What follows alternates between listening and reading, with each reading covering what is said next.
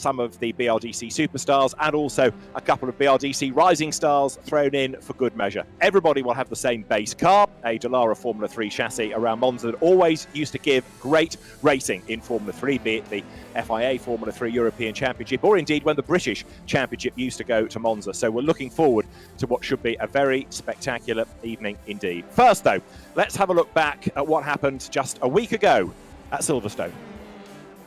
25 minutes of racing will be underway. The lights in a moment will blink red. 5 red lights will come on when all the lights go out.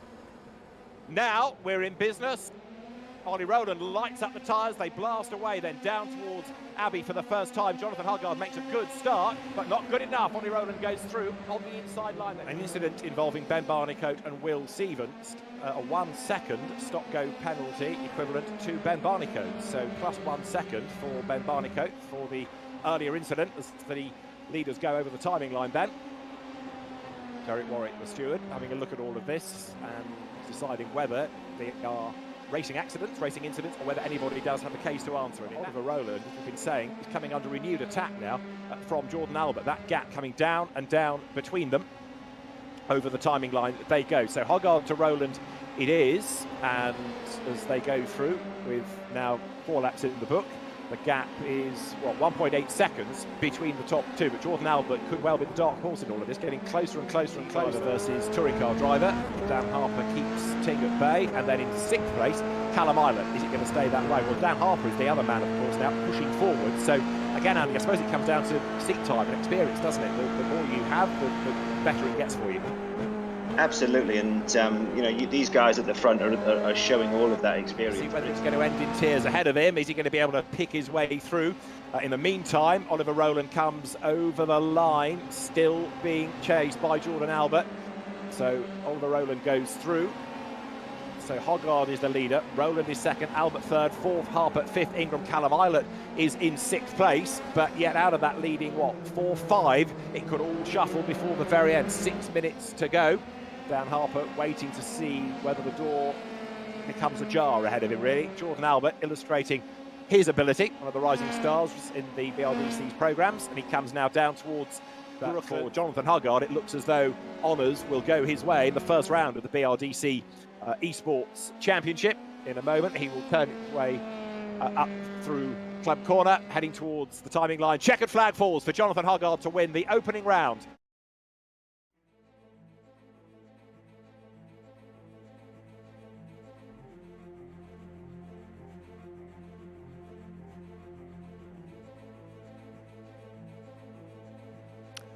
So Jonathan Huggard, the winner at Silverstone, from Oliver Rowland. Dan Harper just hanging on to the final virtual podium slot ahead of Tom Ingram, Jordan Albert 5th and Callum Islet in 6th place. Well, the brains behind this championship, BRDC Superstars director Andy Merrick. And Andy, the Silverstone race, I think everybody agreed, was very impressive indeed. Some good racing, not too much carnage, and everybody came away having had a really good time. Absolutely. I mean, what a way to make a debut for this championship, and I can only thank everybody at the BRDC and at iZone for their incredible hard work over the last few weeks, and that continues now to round 2 here at Monza, and we've had a few last minute dropouts, but it just shows the wealth and depth of knowledge within the BRDC that when the likes of Tom Blomqvist drop out, we can call upon the likes of Andy Prio and Richard Westbrook to be our super subs. So yeah, fantastic to see some new faces for this round, maybe for the rest of the championship. So really excited for tonight. Now Monza, as I was saying earlier, is always a circuit that has great emotion from fans, great enthusiasm from drivers, and even though people say in slicks and wings single-seaters you can't overtake, Formula 3 has in seasons past proved that you can. There are places here where you can slipstream, where you can overtake, and therefore Monza in Formula 3, a bit like Spa in Formula 3, has traditionally given very good racing indeed. So we're looking forward to more of that. But before we worry about qualifying and who is going to start where on the grid for the 25-minute race this evening, let's have a look at the Monza lap itself. And your guide for this is Jason Plato.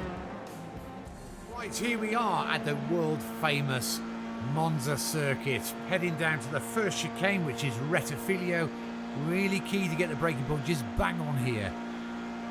Second gear for the right and then first for the left. Important to get a clean, hard, aggressive exit, no wheel spin, because it's a long way around Curva Grande, which we're going in now. Easy corner really nowadays. 6th mid corner. And now we're going down to the second chicane, which is Della Roggia, a little bit quicker, still second gear, mind. Got to use a bit of curb on the way in and mid corner. And again, hard on the power, early on the power, down to Lesmo 1. 4th gear corner, quite tricky. And now a little squirt up to 5th, back down to 4th for Lesmo 2. This is a crucial corner. Long way down to the 3rd chicane, the Ascari chicane. Uphill here, then slightly downhill after the bridge. Now Ascari chicane, 4th gear, so key to get in quick, stable, and get hard and committed on the power. 4th gear, hard on the power and stay committed all the way. Try not to scrub any speed off. Now to the run down to Parabolica. I remember in 1995, I think it was, in Formula Renault, I had a Conrod come through the crankcase, just on about turn in. So 4th gear corner, crucial, and one of the best corners in the world. Hard on the power, use all the road and maybe a bit more. Hey, short blast down to the start finish line.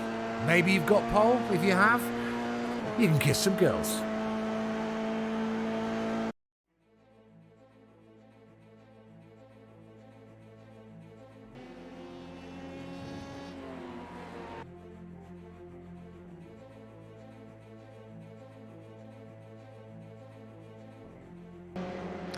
The last few minutes of the final practice session, ready for round 2 of the BRDC ESports Championship, just being ticked off. Then we get into the 10-minute qualifying session and a 25-minute race. Oliver Rowland is proving to be the gun this evening. It was Jonathan Hoggard, but the man that led at Silverstone for much of the race, Jonathan Hoggard's main rival there, Oliver Rowland, has for the moment put himself up at the top of the times. But let's see whether when we get to qualifying and indeed the race, whether that pattern stays the same. David Addison and Andy Merrick, trackside. Andy, we're looking forward shortly to qualifying, but looking forward to the rest of this championship. There are more initiatives and more announcements to come, I gather. Absolutely. I mean, we're very happy with what we've done so far with the funding through the Just Giving, thanks to the drivers through their entry fees, but also through the generosity of BRDC members and family and friends. We've managed to raise, I think we're about just under the £9,000 mark at the moment. Yeah, over the next week or so, we should be announcing over the BRDC social media channels some really interesting ways that the fans can interact with the drivers and can get their hands on some interesting memorabilia, and all in aid of the NHS and ways that we can raise more money. So yeah, watch this space for some information, some news that will be coming out after this round tonight. Okay, so watch this space. Now, predictions. We were spot off, really, with predictions at Silverstone. What about round here? Where's your money likely to go? It looks at the moment like it's the usual suspects, doesn't it? Ollie Rowland and Jonathan Hoggard. Yeah, those two guys are just absolutely. There's very little to take between them. We saw that at Silverstone. Obviously, Jonathan got the break when Oliver and Jordan Albert actually were racing pretty hard. But so I'd expect those two to be at the front. For me, the really interesting entry tonight is Richard Westbrook.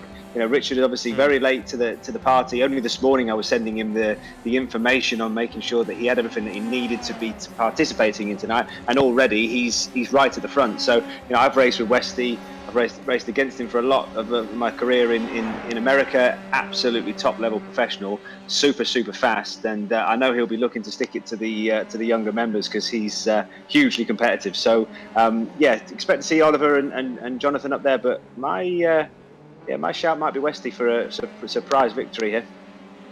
Well, we shall find out because the qualifying session will be starting shortly. Andy Prio is having a race with us this evening. It was his son Seb that drove as one of the rising stars in the opening round of the championship. Andy getting all crossed up. It's a return to Formula 3 because go back to around about 2001, Andy was in British Formula 3. And then, of course, moved on to touring cars with great success, but a welcome return to a Formula 3 car.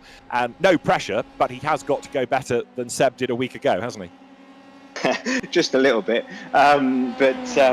Andy, you know, that'll be tough to achieve because Seb did a fantastic job at Silverstone. I think he was the highest placed rising star that we had. We obviously got a rotational system for our rising stars, and each round we'll get three new rising stars per round. And Seb was the highest placed rising star at Silverstone. Did a fantastic job. Obviously, a super talented driver, and he set the bar high for Andy, but also for the rest of the rising stars. Tonight we've got, say, Maloney, Ben Tuck, and Ben Green. So it'll be very interesting to see how they fare against the rest of the grid, but also in that sort of mini rising star battle that we've got. Yes, absolutely right. And then the best of them over the course of the previous 4 races will get the call up to do the final one, the Brazilian round of the championship. So they're looking down onto the pit straight underneath the virtual podium. Drivers getting themselves set for qualifying. Out goes then 23 Tom Gamble, winner of the BRDC Young Driver of the Year award.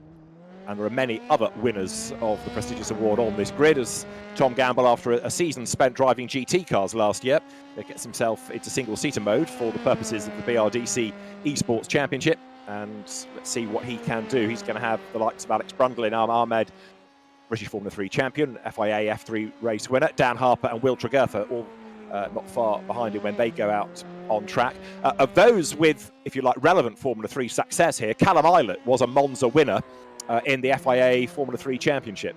So let's see whether Callum is going to be able to translate success from 2017 into success this evening in 2020. So this is the view on board, speed building. Drivers, as you can see, generating warmth into the tyres, and then very short, sharp 10-minute qualifying session, effectively 3 laps each to determine the grid, and then we're straight into the race itself. This is Callum Eilert that you're riding with as he comes then now down through the Variante Ascari. Road opens up, and now the run down towards the Parabolica, but it's the next lap, it's the one he's about to start, that is going to be the 1-2 watch here. Now, Callum didn't exactly sparkle at Silverstone. We perhaps expected more from him, but 6th was pretty decent, and it gave him points, so he can add to that this evening in this 5-round championship. Jonathan Hoggard, though, with Oliver Rowland starting as a favourite, really, after what we saw at Silverstone. So Callum Eilert up towards the timing line, then ready to start a flying lap.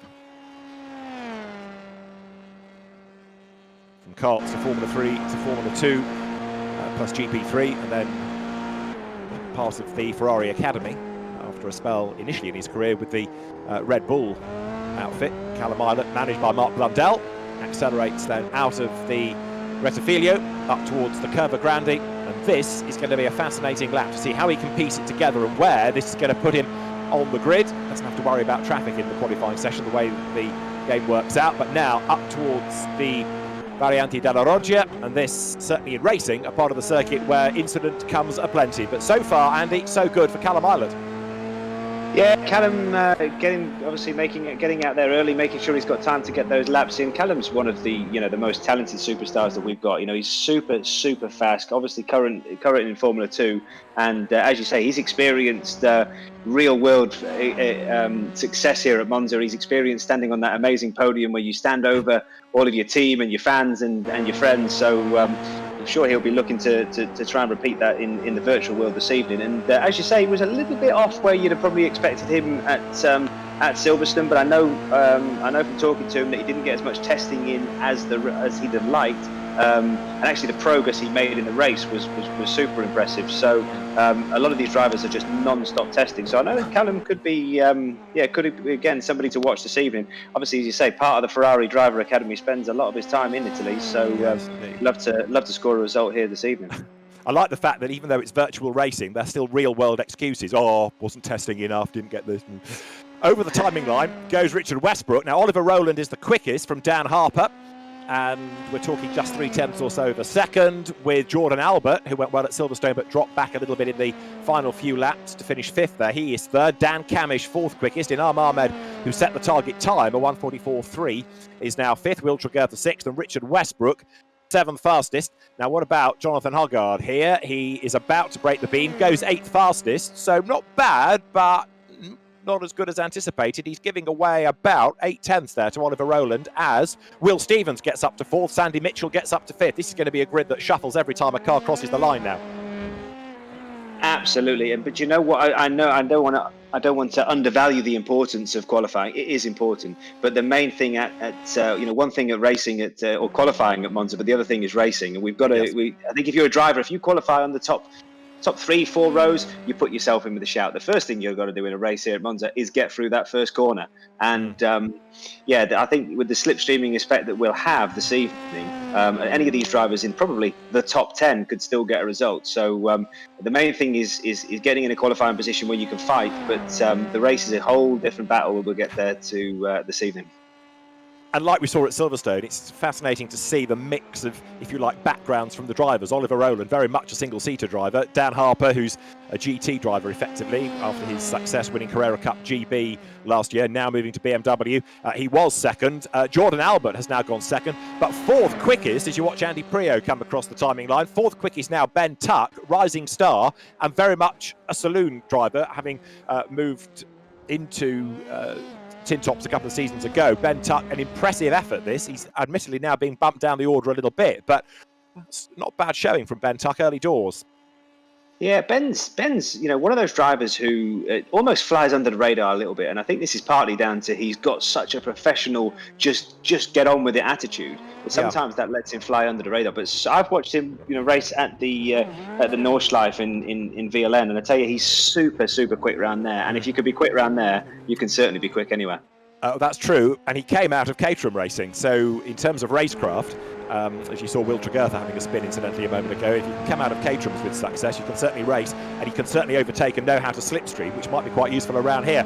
Now, Ash Sutton, British Touring Car champion, we expected lots from at Silverstone, didn't really pan out for him. Ash struggled a bit there, but he's going nicely this evening, thus far in qualifying, second fastest. He was only 26th at Silverstone, so it's Rowland, Sutton, Hoggard, Albert, Harper, Westbrook as the top six. Do you know what was interesting as well? One of the debates we had at Silverstone on commentary was about whether the importance of being able to drive a sim versus the same sort of car in the esports world that it is in real life. And I had a slightly different opinion to Jonathan Hoggard about that. But I tell you what, one thing that's actually absolutely clear is if you can drive anything. And we're seeing all of these drivers on the grid are super talented. But looking at the top, top 10, top 15, these are the best of the best, and everybody is proving that. And especially with now, they've all got a few more laps and a few more miles under their belt. I think that shall we say, car Pacific knowledge is being eradicated, and we're seeing the absolute the finest drivers right at the front here. And Ash Sutton is right at the front now, because their touring car star in a Formula 3 sim goes quickest of all. 143.62 puts Ash Sutton onto provisional pole position. But what about Jonathan Hoggard? Fourth he was, and fourth he will remain. Went quicker, 143.79, but a tenth shy of Ash Sutton. So it's Sutton, Rowland, Harper, Hoggard, Sandy Mitchell, who for the last couple of seasons has really specialised in Lamborghini Super Trofeo and in endurance GT racing in Lamborghinis. He's fifth ahead of Richard Westbrook. Ben Barneycoat, who is leading the SRO GT eSports series for the pro drivers, he's having a pretty torrid time thus far. He's not yet broken into that top 23, but there's more to come, hopefully, before the checkered flag comes out, and certainly when we get to the race itself. But yeah, Ash Sutton now starting to prove what we anticipated from him at Silverstone, quickest by just 0.03 of a second. Yeah, he's certainly a driver who travels well. As you say, Silverstone was a bit strange, and to be honest with you, I haven't caught up with him and find out why he hasn't been too quick. Maybe he didn't get too much sleep the night before, because I know he's been working flat out. Ash has got a company building and supplying sims, so he is. Right. He's absolutely flat out at the moment supplying his customers, so probably was doing an all-nighter making sure that he could deliver as many as he could. But he's back at the sharp end now, that's for sure. Well, the flag is imminent. We're into the last minute of qualifying. Ash Sutton looks like he's going to be the man to start on pole position. 300ths up on Oliver Rowland, who in turn is 300ths up on Dan Harper. You couldn't get it much closer than that, could you, to have 600ths covering the top three on the grid? This promises to be a really good race. Oliver Turvey, in the meantime, heads towards the timing line. The Formula E driver will break the beam, and where is that lap going to put him? Is it going to move him up? Hopefully it will. But Oliver Turvey struggling at the moment. Tom Ingram has just gone by also, and he's only 19, so further back on the grid than he might have anticipated him to be. So qualifying done. Oliver Turvey, as I say, struggling a little bit on that last lap through. And we will get ourselves set very shortly for round 2 of the BRDC ESports Championship. So we were suggesting it was going to be Jonathan Hoggard versus Oliver Rowland, and Ash Sutton says, "Now, don't forget about me," and puts himself then onto pole position. Oliver Rowland second, Dan Harper lines up third, Jonathan Hoggard will be fourth, and then Sandy Mitchell and Richard Westbrook 5th and 6th on the grid. Jordan Albert starting 7th ahead of Ben Tuck, then Inam Ahmed, and it is Will Stevens that is going to round out the top 10. Johnny Adam will start 11th, and another of the touring car clan, Dan Camish, 12th on the grid. 13th is GT Bentley driver Seb Morris, lining up alongside Will Tregurtha. Callum Eilert only 15th alongside Tom Gamble. Then you've got Jody Fannin and Ben Hanley, both of whom should be people to watch. Tom Ingram is 19th. Nick Yellerly is 20th on the grid ahead of Oliver Jarvis, and then Ben Green. Billy Munger goes from 23rd ahead of Phil Hansen. Ben Barnicoat only 25th on the grid here ahead of Alex Brundle, then Martin Plowman, Adam Christodoulou quite a long way back. Paul Rees 29th, Dario Franchitti 30th ahead of Gary Paffett, Jason Plato, Ollie Webb, Andy Prio 34th, and then Mark Farmer 35th to round out the grid. So that is how they line up. We are good to go here at Monza. Round 2 then of the BRDC ESports Championship. And the grid is almost formed, except that Ash Sutton, I don't think, is there yet. So everybody else is present, but Ash, for some reason, has not. Yes, he's there now, I think, hopefully. Yep, the car appears, you can see. Flickers into place, it comes onto our timing screen, it appears on the track. Phew. So he is there after the hard work of qualifying, and that means that we are set to get underway. 25 minutes of racing, round 2 of the BRDC ESports Championship set to get underway with the championship leader, Jonathan Hoggard, starting 4th, the man that's 2nd in the championship, Oliver Rowland, starting 2nd, the man that's 3rd in the championship, Dan Harper, starting 3rd on the grid. And now everybody gets themselves set, ready for action. Can Ash Sutton get away? Is he going to be able to fend them all off on the run down towards the Rettifilio? Is he going to get slipstreamed? Are they all going to get through that first chicane safely? We're about to find out. 5 red lights go on, the lights go out, everybody blasts away, bit of wheel spin from Oliver Rowland. Good start by Sutton though. He tries to move across and defend, but he's going to get out dragged, isn't he? Ollie Rowland goes to the inside line as they head down towards the Rettifilio for the first time. Ash Sutton is on the outside line. Jonathan Hoggard is up to 3rd, but he's not going to be able to get further up than that. Yes, he is. He goes around the outside of Ash Sutton, gets hung out to dry a bit on the curb and falls back into 3rd place. So Rowland leads, Sutton leads Hoggard, and Mayhem in the background. One car cartwheeling, 2, 3 of them, I think, in strife coming through the chicane as the leaders go side by side. Sutton up the inside line, Hoggard in the slipstream, trying to go with him. So Ollie Rowland is about to get mugged by 1, maybe 2. They break now for the Erogia chicane. Back through on the inside into the lead goes Oliver Rowland. On his tail is Ash Sutton. 3rd-ish is Hoggard. There's more drama in the background. Others go launching over rear wheels of the cars that have spun. We'll unravel all of this in a moment because we're going to have had the grid decimated, I fear, up front. The easy bit is that it's Rowland ahead of Sutton, ahead of Hoggard, and yet you've got others go through the gravel, including Jonathan Hoggard. So the championship leader off the road coming out of the 2nd of the Lesmo curves, and that's going to drop him way, way down the order, Andy, on a pretty frantic opening lap. Yeah, I mean, the front, you get the usual effect here at turn 1 at Monza, that the guys at the very, very sharp end can get through turn 1 and the first chicane nice and cleanly, but it always backs up in the middle of the pack, and there was some fairly hefty crashes in the middle there. But at the front, Oliver Rowland, Ash Sutton, nicely getting into the toe. We'll see. Hopefully, now we'll see some good Formula 3/Formula Ford style racing. I think one of the casualties from early on, Ben Barnicoat, he is missing. There are other cars being shown as having headed into the pit lane as the leaders come over the line. Yeah, Hansen, we've lost Phil Hansen. Ben Barnicoat's another.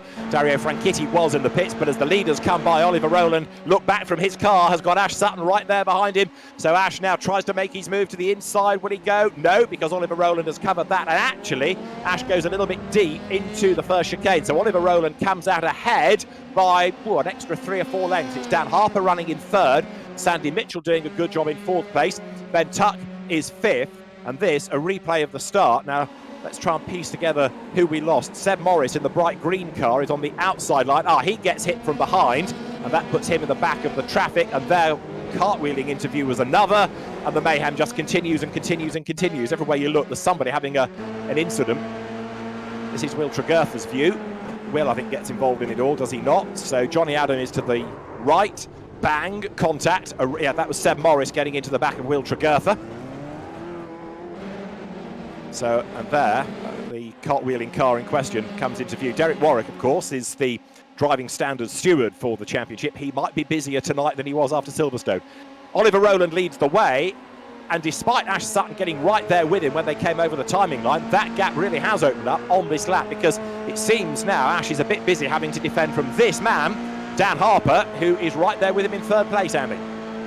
Yeah, it's almost a replay of Silverstone right at the front here, in terms of we've got a breakaway leader, and then we've got a pack of 3 or 4 behind. And if these guys are clever now, they'll really work together in terms of Ash Sutton and Dan Harper, Sandy Mitchell and Ben Tuck. If they can group together and they can tow themselves back up to Oliver Rowland. One of the things we did with the setup for today's race is just slightly extend that 6th gear. So we made sure that the effect of the tow, it's always big at Monza, we wanted to make it even bigger. So today we extended that, give the drivers a few more 100 RPM, just to make sure that they can get that effect of the tow. So hopefully we can get these guys back towing up to Ollie and give him a hard fight. It's game on, it's definitely happening. Dan Harper was right on the back of Ash Sutton. He got a cracker toe coming over the line, but right now Ash in turn being dragged along by Oliver Rowland. This is Sutton's view. Oliver Rowland is just up the road ahead of him, the gap coming down and down and down. 25 minutes of racing, remember this lasts 4. This now is the left-right of the Variante della Roggia, back onto the power. Sutton on the attack, he's on the defensive as well, because Dan Harper is behind him. And what progress from Jonathan Hoggard after his gravelly moment on the opening lap. Well, he's down in 10th place, but he is in the points, so it's not necessarily going to affect him greatly, especially if he can get further up the road.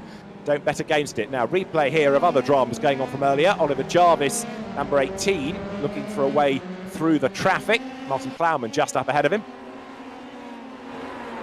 And Martin Plowman trying in turn to gain ground on the inside line. But this is for the race lead. Oliver Rowland is just ahead of Ash Sutton, who over the course of this lap has managed to shake off Dan Harper. So Dan drops back a little. And now Oliver Rowland is under huge attack, coming down to the Parabolica then. The end of the lap, nose to tail. Ash Sutton could not be any closer, surely. He breaks a little earlier, maybe, and perhaps that is just to plan the attack as they come past the pits. Then he wants to get the tow, he wants to make the move down at the first chicane. So they'll come through now then to put 4 laps in the book over the timing line. Leader is Oliver Rowland, Ash Sutton behind him, and now you'll see the slipstream start to work as the British Touring Car race get dragged along. Laser Tools Racing Infinity driver for this year. Ash Sutton closing. Is he going to be bold enough to make a move? Not this time, he's not. So as they turn their way through the chicane, he was close, but elected there not to make a move. Jordan Albert, in the meantime, trying to defend from Johnny Adam. But some great battles going on, Andy. Absolutely, and this battle between Ash Sutton and Oliver Rowland is fascinating. You've got 2 young guys in terms of age, but really experienced. And I tell you, especially Ash Sutton, he's used to getting his elbows out and racing, really hard in British touring cars. So I wouldn't be surprised if he's sizing Oliver up here. I mean, Oliver's going to be a hard guy to pass, but if anyone can do it, Ash Sutton definitely can. And he's got some interesting. Any mistake from any of these guys at the front, it's going to close the pack up really quickly as well. Ash very much known as being a touring car star, but it was Formula V and Formula 4 that he came from initially. A sizable road accident derailed his career. He came back through Clio's and then into the British Touring Car Championship. Now, while this battle is going on at the front, a word about Ben Tuck as the leading rising star. He's in 6th place. He didn't do Silverstone. This is his guest appearance, if you like, but 6th from Ben is a really impressive drive. He's at the wheel of number 191, which is the number he carried last year in the VLM, and he's on the attack here, having a go against Richard Westbrook, and he's going to get his nose in front by the look of it, coming down to the Parabolica. You're riding with Ben, and he's done it, gets the job done, goes through into 5th place. This is outstanding, Andy, isn't it?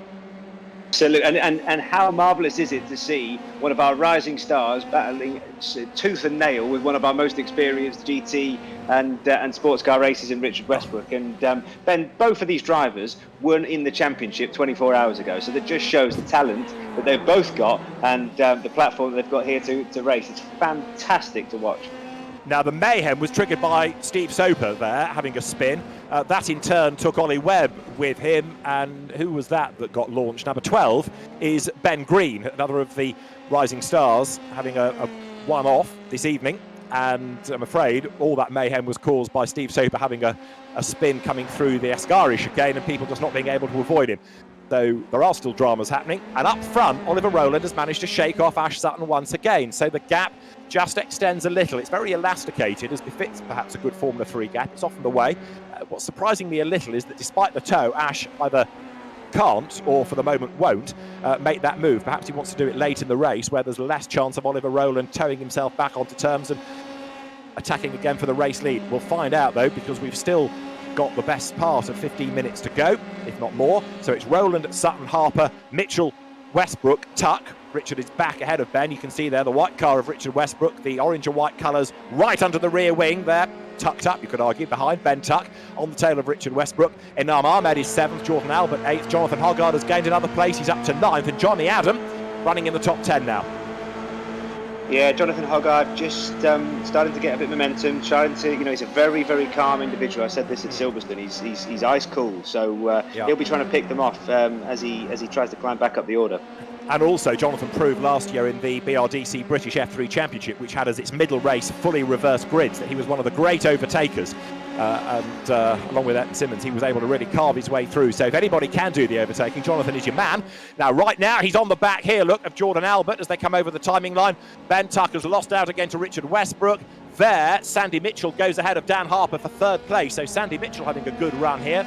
He was 11th at Silverstone, but he's on the notional podium right now. And what else is going on in terms of Hoggard versus Albert? Jonathan's ahead. He's got up into 8th place. So that now gives him 4 points rather than the 1 for 10th place that he was staring at the end of lap 1. Now for 3rd place, Dan Harper comes up to have a go back at Sandy Mitchell. Sandy raced last year in the Lamborghini Super Trofeo America. He raced in the SRO GT World Challenge Europe Endurance Cup. And you look back at reigning Carrera Cup GB champion Dan Harper. Great battle between these two, but Sandy Mitchell is absolutely flying, doing a very good job indeed. Can he get any closer to Ash Sutton, or is he going to spend the rest of the race having to defend from Dan Harper? Adam Christodoulou, further down the order, winner in years past of the Nürburgring 24 Hours, busy squabbling with Nick Yellerly, number 64. This is the replay of what happens. A little kiss between the two, and around goes Adam Christo. So Adam is back on track. This, meantime, is the 3rd place fight where Dan Harper is back ahead of Sandy Mitchell. So they are going to delay one another by squabbling like this. They come into the Parabolica once more. All of this, and he should play into the hands of Ash Sutton, shouldn't it? He can concentrate on what's ahead, not having to think about the battle behind. Yes, absolutely. I mean, Ash again, he's just struggling to get the gap though, isn't he, between Oliver? It makes me think every time that Ash seems to get close up to the back of Oliver seems to have an extra gear. He seems to be able to extend it that little bit more, and you just don't know. It's a bit of cat and mouse, but the danger is if Ash falls too far off the back of Oliver Rowland, he might leave himself in a position that from testing this week, it looks like that the effect of the tow really only is about between 0.6 and 0.8 of a second difference. So if you fall out of that gap, it is hard to get back on, almost like DRS in Formula 1. It's hard to get back up on the effects. So yeah, just I'm not too sure what's going on at the moment, but they're both wily cats, so they'll be nice and calm inside that helmet. We just had a spin, as you saw, from Callum Eilert down at the Rettifilio chicane. This is the replay, but Callum Eilert, we were expecting good things from. That's dropped him way back now, 17th. And did he do it all on his own? Seemingly he did. Just snapped away, didn't it? Yeah, which is odd. You don't expect someone like Callum to be down in 17th, but then again, it's almost a reflection on the quality of the grid. I know he'll be disappointed with that spin though, but hopefully he'll get going and can move back up the order. As you say, super talented in the real world in Formula 3 and model single seaters or modern single seaters. Sorry, so he should be further up the grid really. So Oliver Rowland, 2nd at Silverstone, leads here and really looks as though he's got this under control. Now, we thought that at Silverstone until he made a small mistake at Chapel and let Jonathan Hoggard through, but for the moment he's been able to repel all the advances of Ash Sutton. Still 3rd is Sandy Mitchell from Dan Harper, still 5th Just going through the shot a moment ago was the orange car of Ben Tuck versus Richard Westbrook. Now, what about Harper and Mitchell? They're side by side once more. This is how motor racing should be, trading places time after time after time around the lap. Look at that. Brilliant shot, looking down onto the circuit, down towards the Retafilio chicane. On the inside is the mainly white car of Dan Harper. Is he going to get the place back? No, because Sandy Mitchell has his nose in front, but Dan does then brake later, goes back through on the inside. And while all that's going on, Richard Westbrook is closing a little, taking Ben Tuck with him. The top two getting away all the time. And there you see the battle lower down. Jonathan Hoggard, number 3, goes through. His battle with Jordan Albert is actually going on lap after lap. Jordan comes back at him and gets up the inside now through the Curva Grande, but this is not helping either of them get closer to Enam Ahmed up the road in the yellow and blue car for 7th place. No, there's just battles everywhere through the grid at the moment. It's hard to know where to watch, to be perfectly honest. And you're looking throughout the grid. You've got Enam Ahmed. He's stopping Jonathan Hoggard in his tracks at the moment. Enan is definitely one of the most feisty drivers out there, and super fast in a Formula 3 car. Japanese Formula 3 last year, always an entertaining driver. As I say, one of the quickest guys in a current Formula 3 car. So yeah, Jonathan will definitely find it very difficult to get past him. I still think Ben Tuck is doing a great job this year, set to drive in the new DTM trophy. And of course waiting like everybody for a real world season to get underway. But Ben 6th and battling with Richard Westbrook. If he stays ahead of Richard, that'll be quite a scalp to claim, won't it? He's ahead this time. Off the road though has gone Jonathan Hoggard, and that is coming out of the Ascari chicane. That's going to put him out of the point, so Jonathan Hoggard down to 15th. This is the replay, and there's nobody around him seemingly. It's the final part, clips the curb, runs wide, gets onto the grass, and then he has a tank slapper that he can't save, and around he goes. That is bad news for the man that came here as the championship leader. Do you know what? I've only commentated. This is my second event ever in my career that I've commentated on. Usually I'm driving myself, but I tell you what, I've already got the curse of the commentator on these guys, and I've already said he's got a cool head in him. But yeah, just a mistake on his own there, which yeah, so out of character for Jonathan. But it's certainly making it hard for himself. Just clipped the curb, made it difficult. Yeah, odd one really there. Absolutely right, and again there was nobody around him, so it wasn't contact, it was all self-induced. As we look at the third placed Sandy Mitchell versus Dan Harper battle, it's Sandy ahead at the moment. Still Oliver Rowland is leading Ash Sutton. The third place pair goes through, then it's Ben Tuck from Richard Westbrook, 5th and 6th. So Enam Ahmed is 7th, and that's Ash Sutton now going off the road. He falls to 4th place. Ash Sutton throws away 2nd spot. He's going to lose another place if he's not careful. Ben Tuck up alongside him, and he's going to go through. Yes, he does. And what did Ash Sutton do wrong? He came out of the Roger chicane. He wasn't close enough to Oliver Rowland to make a move. He gets to the first of the Lesmo corners. He turns in. The car washes out wide. And a bit like Jonathan Hoggard, the back starts to wag and he couldn't save it. Yeah, just very strange. I had a similar incident when I raced Formula 3 here in 2008, where but that was completely on my own. It's a difficult corner, you know. You're under the trees. You've got a bit of camber. If you turn in that little bit too late, you don't get the use of the camber there at the Lesmos. You can very easily run wide. And what's so important at Monza is the momentum. You never want to lift. You want to keep your foot in, because you know if you lift, it's gonna hurt you all the way down that next straight. So I can't criticise Ash Sutton too hard there, because I've done exactly the same thing myself. So he's on the attack, he's on the tail of Ben Tuck and Richard Westbrook. Which way does he go? Westbrook in the white car goes ahead of Ben Tuck. Sutton goes ahead, gets up the inside and gets past both. Richard Westbrook forced off his line, and there's contact. Westbrook gets into Tuck. Ben gets turned around and into the gravel. He'll recover, but he's going to lose a place in the process to Enam Ahmed. So Ben Tuck's really impressive drive is spoilt there because of contact. Now, what has happened to Sandy Mitchell? Because he is now shown as being out of the race and he's dropping down the leaderboard. I've got a horrible feeling his internet connection may have gone against him, because if your internet connection fails, you suddenly get spat out of the game. Or was it an incident that's put him off the road? Let's try and piece it all together. But either way, we've lost Sandy Mitchell. Now, this is the Ben Tuck replay. So look, Sutton goes through. Ben grabs the opportunity, turns in, bang. Richard Westbrook was up the inside. Contact between the two. Yeah, it'd be interesting to see what the BRDC ESports Championship race steward Derek Warwick thinks of that. But I just think that that was a racing incident. I don't believe that either there was any intention there from Westy, and certainly Ben just didn't know that Westy was there. I think they were caught off guard with Ash getting past them. But Ben Tuckett, the AC Entertainment liveried car, which are one of the young driver patrons, I'm sure will be revved up now and looking to carry on with very impressive drive here at Monza. So hopefully he can get back and hopefully get back on the gearbox of Westy pretty soon. Billy Munger going through in 11th place, looking to try to break into the points. Lots of chat from the drivers about those earlier incidents. You saw cars barreling into the air early on. Phil Hansen saying that Ben Hanley turned him into a plane. Seb Morris said my car broke down. So lots of people having dramas. Jason Plato apologising if he was the cause of any of the incidents, but he found himself barrel rolling. So the drivers are trying to, if you like, get themselves out of hot by being nice and apologetic. But the conversations will continue, no doubt. As here, Johnny Adam in 97 turns through the chicane. On his tail is Will Stevens, and then you've got Billy Munger in 11th position. But up front, it's Oliver Rowland still looking strong. It's Dan Harper now in second. Ash Sutton is third. Inam Ahmed, with all the recent dramas, has bagged a real haul of points for fourth, ahead of Richard Westbrook. Ben Tuck still circulating sixth. Tom Ingram is seventh, ahead of Johnny Adam, Will Stevens, and now Billy Munger is up ahead of Jordan Albert. So that's the last bit of shuffling, puts Billy into the points. And Jonathan Hoggard is down in 14th position.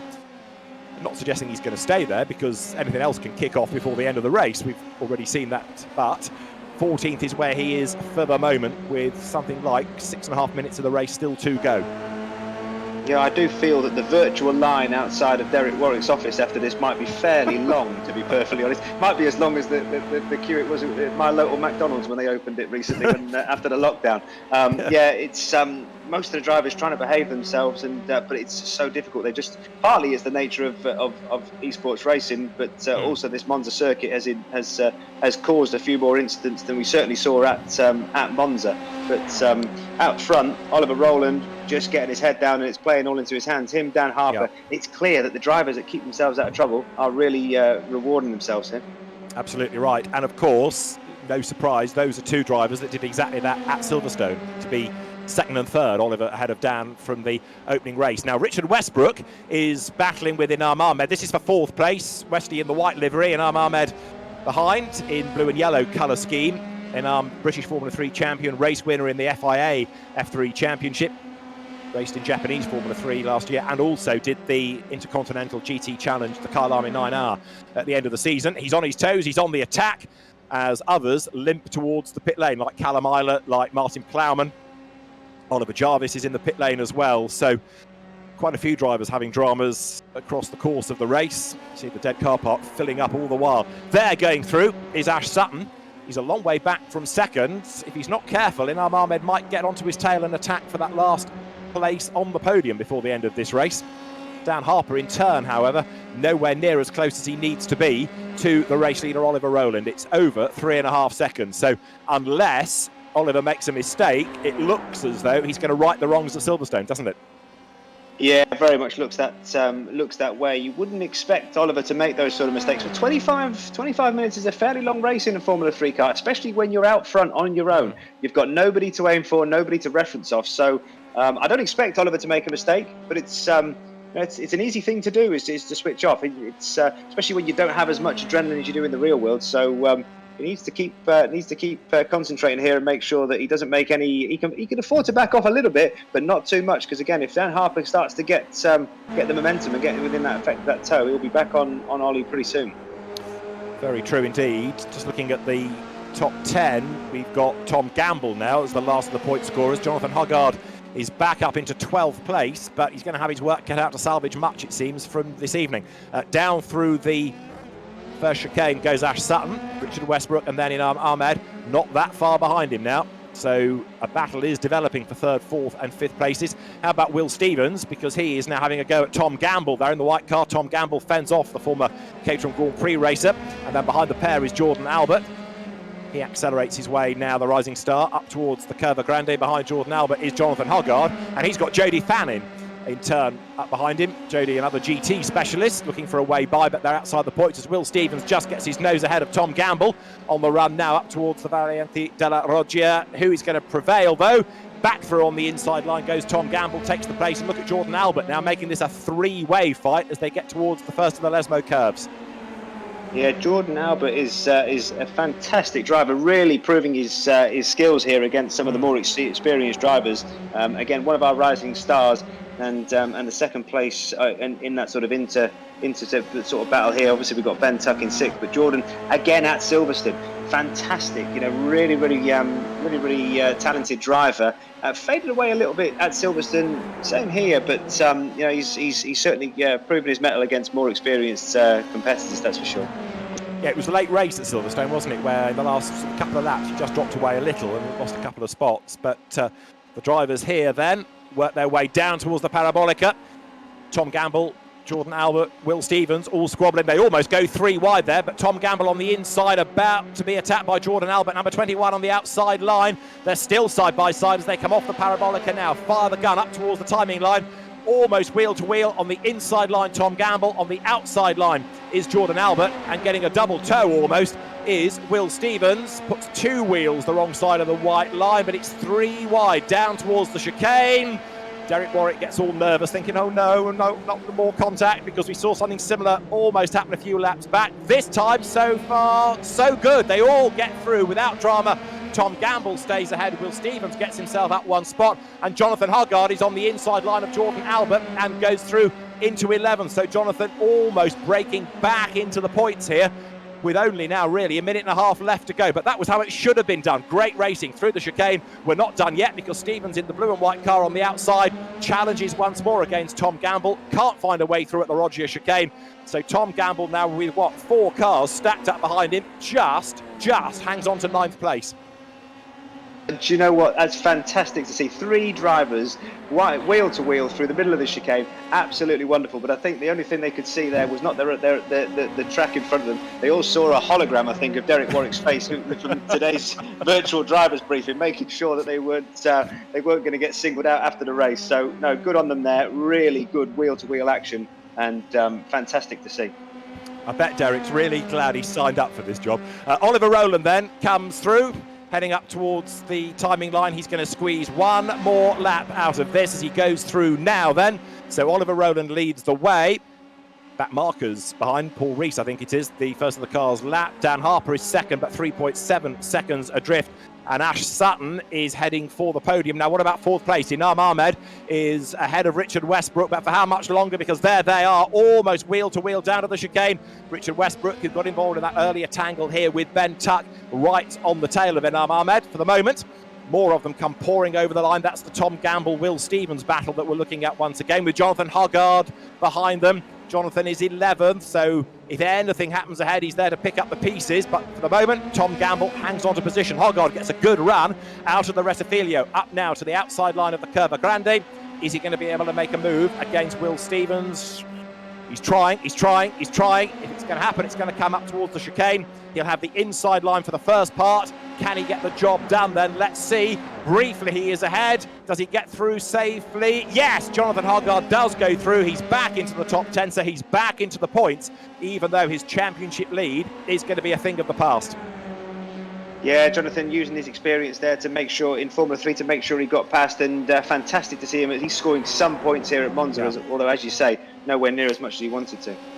And as we expected, given how well he was going in practice, but it's unravelled a bit for him this evening. However, as we looked briefly at 4th, Ahmed versus Westbrook, there is the race leader. So a second and a win, he's going to become the championship leader. Oliver Rowland has absolutely blitzed them this evening at Monza. Checkered flag at the ready, up towards the timing line, up towards a race win in round 2 of the BRDC ESports Championship. Comes Oliver Rowland to win at Monza. He's going to be delighted with that. Dan Harper goes 1 better than he did at Silverstone. He takes second. Ash Sutton goes an awful lot better than he did at Silverstone. 26th there, 3rd here. So Ash Sutton takes 3rd place. Inam Ahmed finishes in 4th.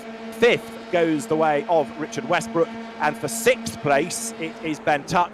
Tom Ingram takes 7th. That's a replay of Ahmed and Westbrook getting themselves together at the Parabolica. So that's how Inam Ahmed secured 4th place. As I say, Richard Westbrook 5th ahead of Tuck. Ingram, Johnny Adam in the end was in 8th place. Tom Gamble took 9th, and to round out the top 10, it was Jonathan Huggard. But again, a very, very good race. An interesting race with lots happening all the way through. and Oliver Rowland, the standout driver up front. Mark Farmer ending his race a little bit further back. Martin Plowman there will be 20th. He had a pit stop. Mark Farmer, British GT racer, heads up towards the line, and that's going to confirm him in 22nd spot. So, Andy, another great night and a proper race. Yes, there was a bit of carnage early on, but we kind of anticipated that at Monza. Hats off, though, to Ollie Rowland. Perfect drive. Stellar drive, showed every bit of his experience that he's got through single-seaters and currently in Formula E. Fantastic drive, got his head down, made the gap, broke the toe. Stellar performance, but fantastic driving all the way through the grid. I have to say, another wonderful performance and representation of the BRDC. What's fascinating as well is how seriously some of the guys take it, and you can tell the likes of Oliver Rowland, Jonathan Hoggard, Dan Harper, who've been up there consistently. I know Jonathan had his moment and dropped back, but you know they for given periods, if not all of that race, were at the front, showing the same class carried on from Silverstone. They're not playing at this, are they? They're taking this very seriously indeed. Let's just confirm the results then. Oliver Rowland, the race winner, from Dan Harper in second place. Ash Sutton recovers for third ahead of Inam Ahmed and then Ben Tuck. Tom Ingram sixth ahead of Johnny Adam and Tom Gamble. Jonathan Hoggard in the end gets ninth then for 2 points ahead of Will Stevens. Jody Fannin, if you like, the best of the rest, just outside the scorers ahead of Jordan Albert, Dan Camish, Will Tregertha, who had a spin, Adam Christodoulou, who had a spin, then Oliver Turvey, Alex Brundle, and Richard Westbrook drops to 18th place. I sniff a penalty in there, don't you? Behind him, 19th Billy Munger, and then Martin Plowman from Paul Rees, Mark Farmer and Ben Green. And those that we lost, Callum Eilert, Sandy Mitchell, who just disappeared, and I'm still thinking it was his internet that spat him out because he was going so well.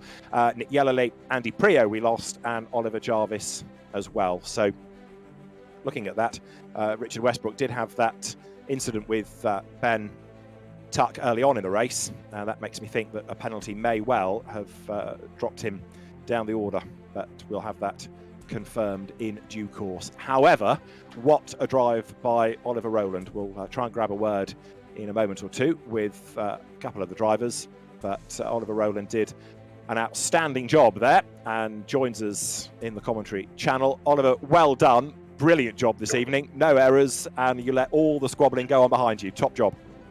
Thank you. Obviously, after Silverstone, I made a big mistake when I was leading, so I was pretty committed not to doing it today. But to be fair, like Ash was fast, and I think he made one mistake, which meant that then he was out the toe. But it was so intense those first 6 laps, like I was pushing everywhere. It was just a matter of time before one of us made a small mistake. I'm not sure what happened to him, but yeah, it was a good race, really good. Was it an easy second half? Because it did seem that you were able to build the gap. After that, how much pressure was there? It wasn't easy, I would say, because the tyres, were starting to oversteer quite a lot, so I was having to manage that.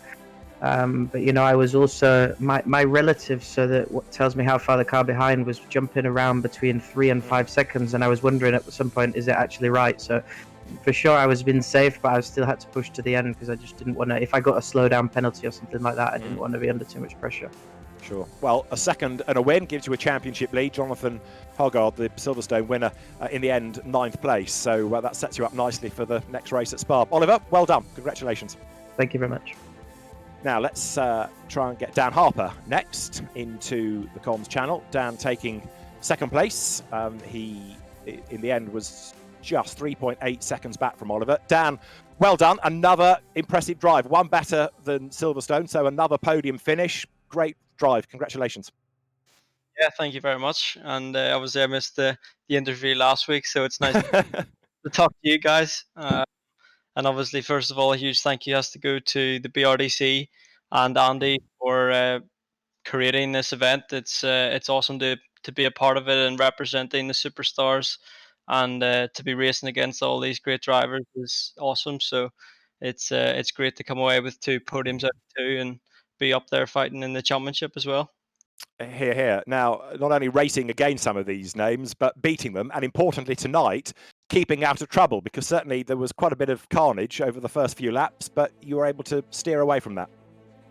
Yeah, it's always going to be tough at Monza to stay out of trouble. I've had my experiences of that in the past as well, so it's good to see I've learned from it. And yeah, of course, beating some of these guys is a fantastic feeling. So bring on the next round.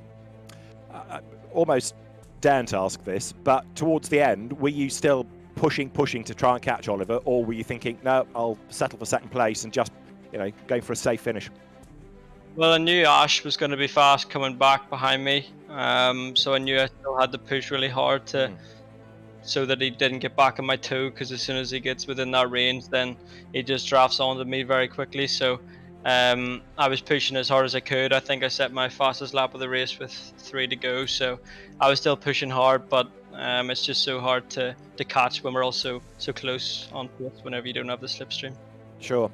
What about real world experience? Because obviously last year it was Carrera Cup GB that you were the champion in. Now for this championship, simulated, yes, but single seaters, does it help or hinder having real world single seater knowledge or no single seater knowledge, or is it very much sim experience that's crucial here? I think a bit of both. I've never sat in a single seater before, where I think a lot of these guys, especially the guys at the front, have. So I'm quite happy to be up fighting against those guys. But of course, the more time you spend on the sim in the F3 or whatever car it is, the better you're going to get. So I've been working hard at it, and it's paying off. How much time during the week are you spending on the sim for this specific car? As much as I can, really. I've got a lot of other series going on in the background as well. So I'm just obviously swapping between them, and but I must be on each car, the Dallara F3 and the BMWs that I race at least once a day for an hour each. So it's it's busy, but it's great fun. Busy and successful this evening for second place. Dan, well done. We'll see you next week at Spa. Thank you, guys. Thank you. So Dan Harper, second. Oliver Rowland, race winner. Ash Sutton, we don't have, I'm afraid to say. I suspect he's too busy looking after his customers or dealing with the latest orders that have come flooding in. It was an internet problem that spat Sandy Mitchell out of the race, just to confirm that. The next round of the championship, as I say, is going to be at Spa. Remember, please, justgiving.com/fundraising/BRDC esports. We would encourage you to go to. Andy Merrick, a few final thoughts on what we've seen this evening. Yeah, just trying to take my breath from that one. Absolutely fierce action all the way through, up and down the grid. So similar to Silverstone, just look at this championship is evolving week on week, and the drivers that we've got are amazing. We're adding more super subs, should we say? And I'm sure we'll have a few more of those for the next round. So yeah, absolutely love tonight. Just to encourage everybody to look at the Just Giving page, and keep your eye on the BRDC social channels and some interesting and exciting announcements over the next week before we go to round 3. And round 3 will be at 7 o'clock next Thursday evening, the 28th of May. We're going to be at Spa. After that, we go to Suzuka, and then we go to Interlagos to round out the championship. So we're looking forward to 3 more cracking races. However, for now, thanks for your company this evening. Hope you've enjoyed the second round of the BRDC ESports Championship, and we'll see you in a week's time from Spa with virtual racing and maybe some real world Belgian beer to go with it. For now, from Andy Merrick and David Addison, it's goodbye from a virtual Monza.